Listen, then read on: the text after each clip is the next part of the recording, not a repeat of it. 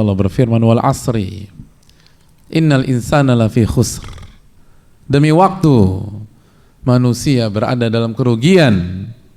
Lalu Allah menjelaskan kelompok yang dikecualikan, illal ladzina amanu wa amilus solihat wa tawasaw bil haqqi wa tawasaw bis sabr. Kecuali orang-orang yang beriman, kecuali orang-orang yang mengisi waktunya dengan iman, wa amilus solihat, dan orang-orang yang mengisi waktunya dengan amal soleh, wa tawasaw bil haqqi wa tawasaw bis sabr, dan mengisi waktunya untuk saling menasihati, memberikan nasihat atau mendengarkan nasihat orang agar terus berada di atas kebenaran dan kesabaran. Itulah orang-orang yang terjaga dari kerugian di dunia maupun di akhirat. Oleh karena itu, apabila seorang manusia berusaha menjaga dirinya dari kematian, padahal sekali lagi segala usaha tersebut tidak akan bisa merubah takdir Allah Subhanahu wa taala. Tapi itulah tabiat manusia. Lalu pertanyaannya, bagaimana prinsip kita dalam menyikapi waktu?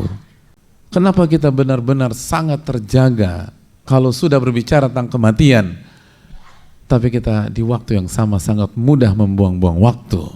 Kenapa seseorang berusaha berobat ke sana dan kemari, berpindah dari satu rumah sakit ke rumah sakit yang lain, khususnya ketika dokter memvonis dia mengidap penyakit yang serius, penyakit yang akan mengarahkan dia kepada kematiannya, dia akan berusaha melawan itu, dia akan berusaha untuk berobat dan berdoa agar Allah sembuhkan, dan dia tidak cukup dengan satu dokter, dia second opinion, third opinion, dia pergi ke rumah sakit A, ke rumah sakit B.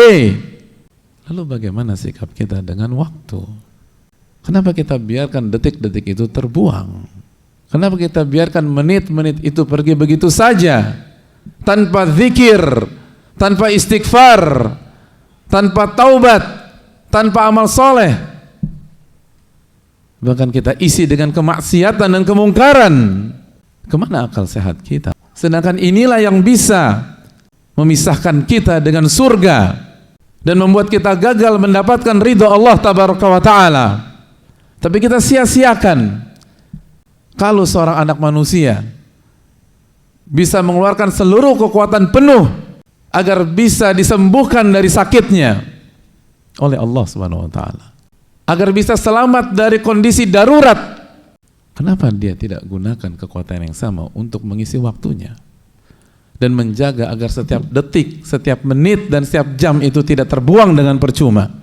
Dan Allah mudahkan kita beramal soleh. Untuk berzikir kita tidak perlu modal sama sekali. Untuk beristighfar kita tidak perlu modal sama sekali. Kita tidak perlu energi yang besar untuk mengucapkan astagfirullah wa atubu ilaih pada saat kita menunggu lift misalnya, pada saat kita menunggu transportasi umum misalnya, untuk murojaah surat Al-Ikhlas, Al-Falaq, An-Nas. Kita tidak butuh kekuatan hafalan yang sangat kuat pada saat kita menunggu taksi atau menunggu teman kita mengambil mobil dari parkiran misalnya. Tapi kenapa kita sia-siakan itu? Bahkan untuk tersenyum dan mengucapkan salam saja seringkali kita tidak punya waktu, dalam tanda kutip. Padahal itu amal soleh, itu pahala, itu keberkahan. Oleh karena itu, marilah kita jaga waktu kita minimum sebagaimana kita menjaga nyawa kita.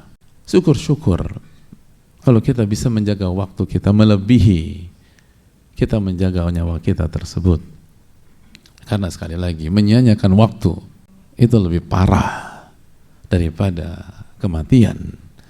Semoga kita termasuk orang-orang yang bisa menjaga waktu, dan semoga kita bisa merubah kebiasaan kita membuang-buang waktu, sehingga kita tidak terputus dari Allah, dan sehingga kita tidak dipisahkan dari surga Allah Tabaraka wa Ta'ala pada hari kiamat, dan sehingga kita bisa menjawab pertanyaan Allah Subhanahu wa Ta'ala pada hari kiamat, wa an umrihi fima afnah, waktunya, umurnya bagaimana Anda habiskan.